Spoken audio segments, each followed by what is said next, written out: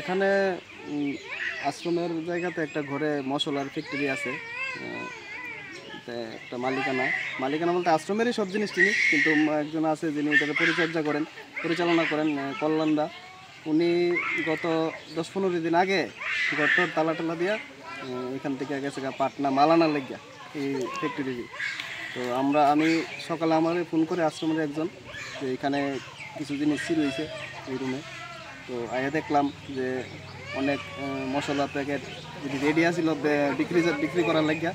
এই কিছু মশলার প্যাকেট চুরি হয়েছে। আর একটা এই রুমটা বা এই যে এরিয়াটা আছে এটা সিসি ক্যামেরার আন্ডারে আসিল। তো ওই যে রুমে সিসি ক্যামেরাটা ইয়া করতো, মেশিন টেশিন কম্পিউটার আসিল, ওই রুম থেকে কম্পিউটার এবং অনেক সিসি ক্যামেরা নেওয়া গেছে আর কি, চুরি গেছে। এখন কি প্রশাসনকে খবর দেওয়া হয়েছে? হ্যাঁ, প্রশাসনকে খবর দেওয়া হয়েছে। মধুপুর পিএসের বড়বাবু এবং আরও সাথে অনেকজন আইছে, তারা এখন এটা দেখতেছে ব্যাপারটা। কোনখানে আশ্রমটা? আশ্রমটা কোনাবন বাজারে একটু পরে, কোনাবন রামকৃষ্ণ বিবেকানন্দ মঠ আশ্রম।